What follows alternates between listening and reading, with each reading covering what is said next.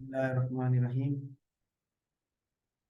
अच्छा बेटा, नेक्स्ट हमारा टॉपिक है केमिकल शिफ्ट एंड शील्डिंग।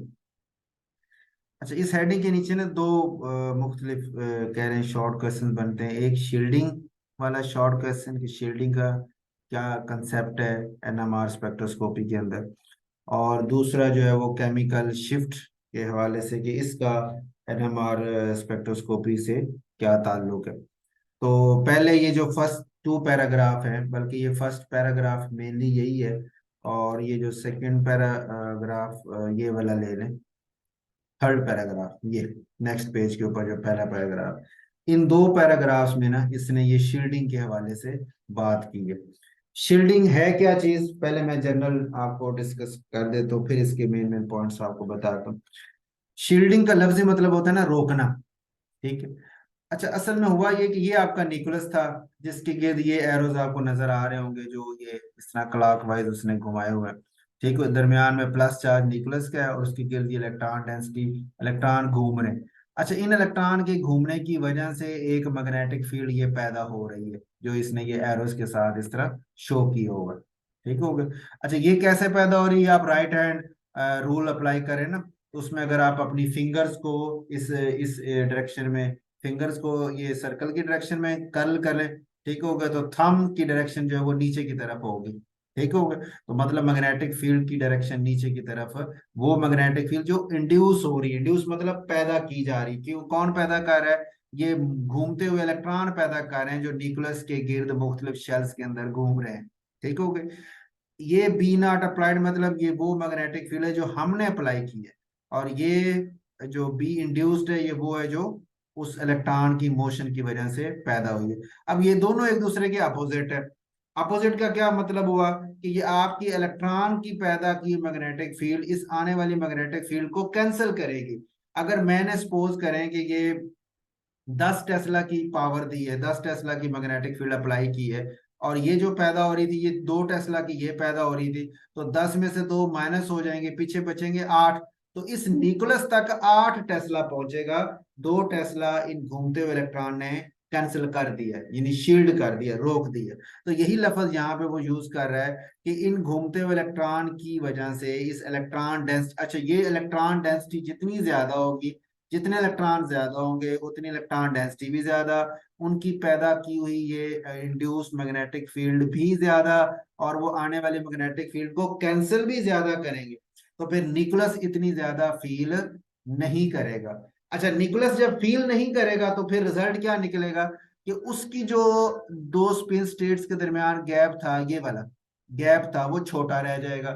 यानी आपने तो ज्यादा दी है ना, लेकिन कैंसिल होने के बाद उस तक थोड़ी पहुंची है। आपने सपोज यहाँ दी थी इतनी, इस लेवल पे दी थी, कि अगर वो उसको मिल जाती तो गैप बनना था इतना बड़ा, ठीक है। लेकिन इलेक्ट्रॉन ने कैंसिल कर दिया, अब उसको तक पहुंची है ये वाली, इतनी पहुंची है कैंसिलेशन के बाद। तो अब उन उसकी जो दो लेवल हैं, स्पिन स्टेट्स हैं, उनके दरमियान गैप छोटा सा है। छोटे गैप का मतलब ये है कि अब वो रेडियो फ्रिक्वेंसी भी छोटी यूज करेंगे, थोड़ी एनर्जी वाली उनको फ्रीक्वेंसी चाहिए होगी, और वो लोअर स्टेट से हाई स्टेट पे पहुंच जाएंगे और फिर वापस भी आ जाएंगे, ठीक है। लेकिन जो मैग्नेटिक फील्ड को ज्यादा फील करेगा वो गैप बड़ा होगा, उसका गैप बड़ा होने का मतलब उसको फिर रेडिएशन जो है, रेडियो फ्रीक्वेंसी, वो भी ज्यादा एनर्जी वाली चाहिए होगी उस गैप को पूरा करने के लिए, और लो स्टेट से हाई स्टेट तक उस न्यूक्लियस को जंप करवाने के लिए, ठीक हो गई। तो ये पॉइंट आपने जहन में रखना है, जो यहाँ पे आपका बार बार आगे रिपीट होगा।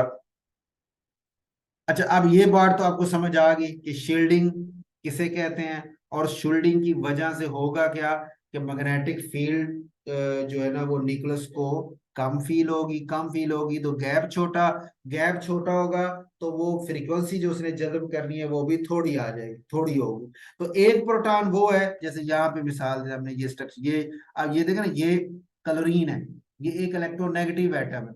अब इसके इलेक्ट्रोनेगेटिव होने की वजह से ये इलेक्ट्रॉन डेंसिटी को अपनी तरफ पुल करेगा, ठीक है। जब इलेक्ट्रॉन डेंसिटी को खींचेगा तो ये वाले जो प्रोटॉन है इनके ऊपर से इलेक्ट्रॉन डेंसिटी हटा दी जाएगी, तो आपकी दी हुई मैग्नेटिक फील्ड इस प्रोटॉन को ज्यादा फील होगी, ठीक होगा, क्योंकि इसके गिर्द जो इलेक्ट्रॉन की डेंसिटी थी वो इस क्लोरीन ने साइड पे खींच ली है, और ये जरा ओपन हो गए हैं। अब आपकी दी हुई मैग्नेटिक फील्ड ये ज्यादा फील करेगा, इसकी कैंसलेशन या शील्डिंग कम होगी। लेकिन ये वाला जो प्रोटॉन है जो उस इलेक्ट्रोनेगेटिव से बहुत दूर है, तो इसके गिर्द जो इलेक्ट्रॉन डेंसिटी वो वैसी की वैसी कायम है। तो इस वजह से आप जब मैग्नेटिक फील्ड इसको देंगे तो वो जितनी आप देंगे उसमें से काफी कैंसल होगी और अंदर न्यूक्लियस तक थोड़ी पहुंचेगी। बॉन्ड ओके हो गई। तो ये वाले प्रोटॉन अब थोड़ी मैग्नेटिक फील्ड फील कर रहे हैं, इस वजह से इनका गैप छोटा, ये थोड़ी फ्रीक्वेंसी लेके रेजोनेंस शो करेंगे। और ये वाला जो है ज्यादा फील कर रहे हैं आने वाली मैग्नेटिक फील्ड को, इनकी स्पिन स्टेट्स के दरमियान गैप बड़ा, और ये फिर हाई फ्रीक्वेंसी लेके फिर रेजोनेंस शो करेंगे। तो ये दोनों चूंकि डिफरेंट बिहेवियर शो कर रहे हैं, मुख्तलिफ वैल्यूज ले रहे हैं फ्रीक्वेंसी की, इस वजह से स्पेक्ट्रम में भी ये और जगह पे पीक देगा, सिग्नल देगा, और ये और जगह पे सिग्नल देगा। इस तरह हमें कंपाउंड के बारे में इंफॉर्मेशन भी लेना आसान हो जाता है। ओके हो गया यहाँ तक। इसी बात को उसने ये वर्ड लिखी है कि ये जो आपका, इसे हम बोलते हैं लोकल डायामैग्नेटिक करंट, कि ये जो आपके electron density move, electron move कर रहे हैं, इसको लोकल डायामैग्नेटिक करंट बोलते हैं। और इस करंट की वजह से मैग्नेटिक फील्ड पैदा हो रही है, जिसे इंड्यूस मैग्नेटिक फील्ड कहते हैं, जो आने वाली प्लेट को कैंसिल करती है। इसको हम डायामैग्नेटिक शील्डिंग का नाम भी देते हैं। डायामैग्नेटिक का लफ्जी मतलब तो आपको पता, को जैसे पैरामैग्नेटिक और डायामैग्नेटिक वाली टर्म होती है ना, उस तरह। अच्छा, डायामैग्नेटिक शील्डिंग भी कहते हैं, या डायामैग्नेटिक एनआइसोट्रोपी। एनआइसोट्रोपी अब उसे कहते हैं ना कि जिसमें हर जगह सेम नहीं है, जैसे डिस्ट्रीब्यूशन ऑफ इलेक्ट्रॉन वगैरह वो हर जगह सेम ना हो, तो वो अगर सेम हो तो आइसोट्रोपिक, और सेम ना हो तो एनआइसोट्रोपी। तो इसे डायमैग्नेटिक एनआइसोट्रोपी इसीलिए कह रहे हैं कि इसकी करंट की वजह से, इस डायमैग्नेटिक जो करंट था उसकी वजह से मैग्नेटिक फील्ड पैदा हुई है, और उस वजह से हर जगह अब मैग्नेटिक फील्ड बराबर फील नहीं की जा रही, किसी जगह कुछ है किसी जगह कुछ है। इसलिए इसको डायमैग्नेटिक शील्डिंग या डायमैग्नेटिक एनआइसोट्रोपी का नाम दिया जाता है। ठीक हो गए। एक ये पहला पैराग्राफ हो गया इस हवाले से। उसके बाद ये पहले पेज पे जो नेक्स्ट पैराग्राफ है, फर्स्ट पैराग्राफ, पहले पे नेक्स्ट पेज के ऊपर जो फर्स्ट पैराग्राफ आपका बनता है। अच्छा, इस पैराग्राफ में उसने बात की है फिर कि जो एटम्स, जो स्पीशीज इलेक्ट्रॉन डेंसिटी को बढ़ाने का काम करेंगे वो शील्डिंग करेंगे। यानी इलेक्ट्रॉन डोनेटिंग ग्रुप जैसे होते हैं वो सारे क्या करेंगे, शील्डिंग। और जो इलेक्ट्रॉन विद ड्राइंग ग्रुप होते हैं वो इलेक्ट्रॉन डेंसिटी को खींचेंगे, जैसे यहाँ मैंने आपको मिसाल दी थी क्लोरीन की। Electron with drawing group electron density को खींचेंगे, उनके खींचने की वजह से वो जो प्रोटॉन होंगे वो फिर ज्यादा मैग्नेटिक फील्ड को फील करेंगे, और ज्यादा फील करने की वजह से वो फिर गैप बढ़ा और फ्रीक्वेंसी भी उनको ज्यादा चाहिए होगी। लेकिन अगर शील्डिंग ज्यादा हो जाए, जैसे इसकी, ये तो इस नॉर्मल है ना, और अगर कोई डोनेटिंग ग्रुप आगे जुड़ जाए और डोनेटिंग ग्रुप की वजह से वो शील्डिंग को और बढ़ा दे, तो शील्डिंग का फिर क्या नुकसान होगा कि मैग्नेटिक फील्ड उसको जो है ना वो कम फील होगी। कम फील होगी तो इसका मतलब ये है कि फिर उसका जो न्यूक्लियस है वो प्रोसेस, जो उसने प्रोसेस करना था, घूमना था, वो भी लो फ्रीक्वेंसी से घूमेगा।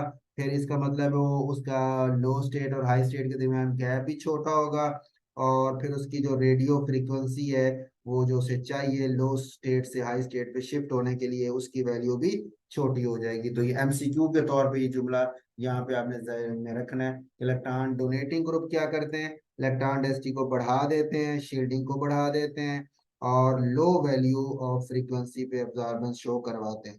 और इलेक्ट्रॉन विदड्राइंग ग्रुप क्या करते हैं, इलेक्ट्रॉन डेंसिटी को कम कर देते हैं, शील्डिंग को भी कम कर देते हैं, जिसकी वजह से वो हाई फ्रीक्वेंसी के ऊपर अब्जॉर्बेंस शो कर रहे होते हैं। ठीक हो गई।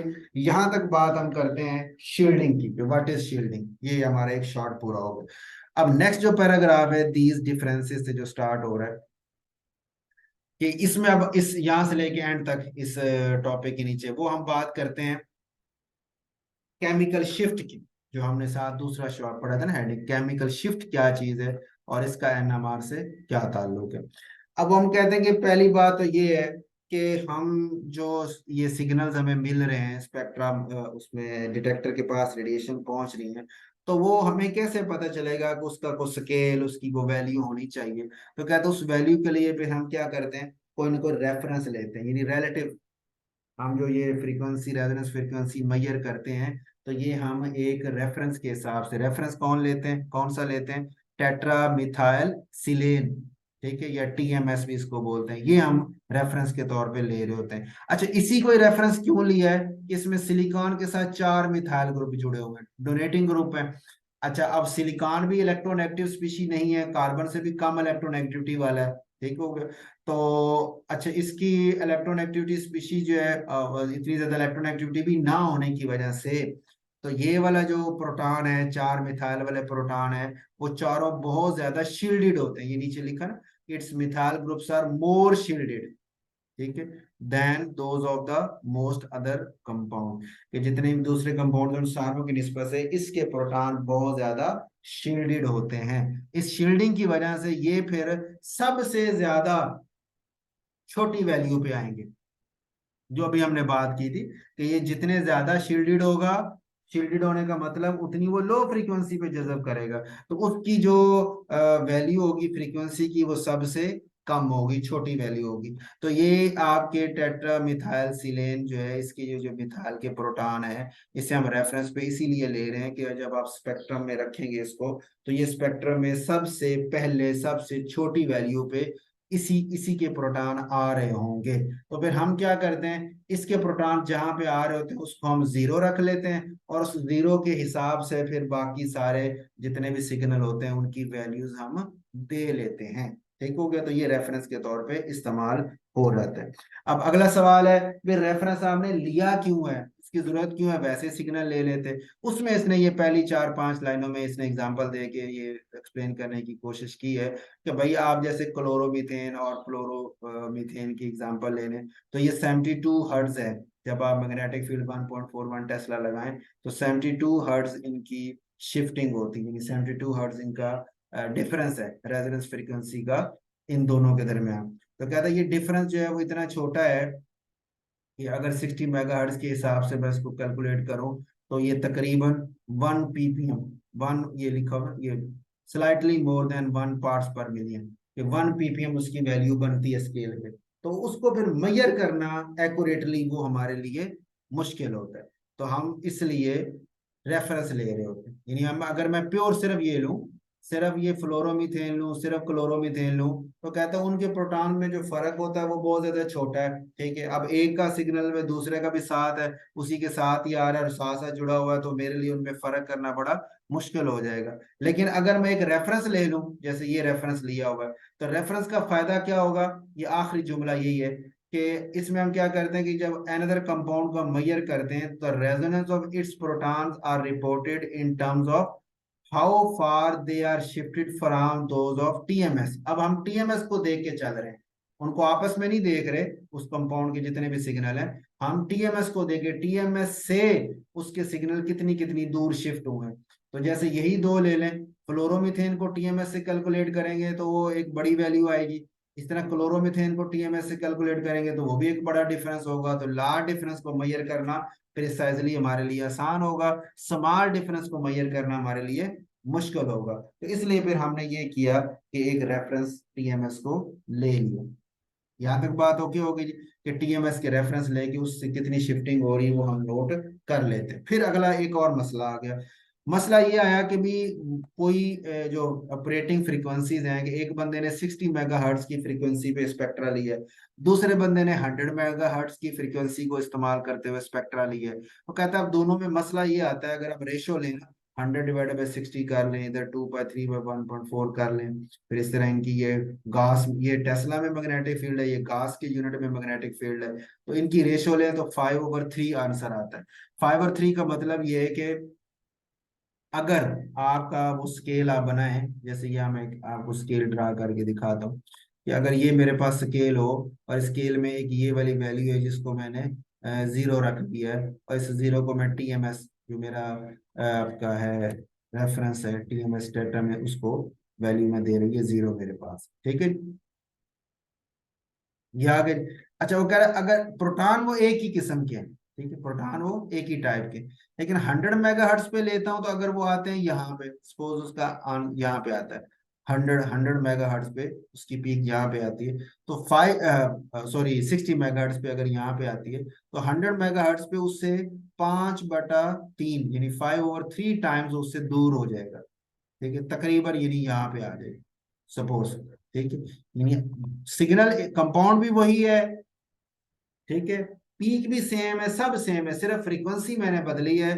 तो 60 मेगाहर्ट्ज पे वो इस पोजीशन पे सिग्नल आ रहा था, और 100 मेगाहर्ट्ज की फ्रीक्वेंसी पे वो इस पोजीशन पे सिग्नल आ रहा था। तो उसने कहा भी ये फिर सिग्नल जो मैं ले रहा हूँ, मतलब एक 60 वाले के लिए और उसकी आंसर होगा, इसको मैं इधर लिखता हूँ, 60 मेगाहर्ट्ज पे ये 100 मेगाहर्ट्ज पे है। अच्छा अब 60 मेगाहर्ट्ज पे उसकी वैल्यू, ये तो जीरो रखा ना, 60 मेगाहर्ट्ज पे उसकी सपोज वैल्यू आती है 1, ठीक है, और इस पे उसकी वैल्यू आ जाती है, सपोज करें कि 1.87, ठीक है जी, मुख्तलिफ है। अब मैं ये याद तो नहीं रख सकता कि जनाब इस नेचर के जो प्रोटॉन होंगे वो हमेशा 1 पे आएंगे या वो हमेशा 1.87 के पास आएंगे। इस तरह याद रखना मेरे लिए मुश्किल है, क्योंकि एक फ्रीक्वेंसी पे वो 1 पे है, तो वही प्रोटॉन दूसरी फ्रीक्वेंसी पे 1.87 पे है।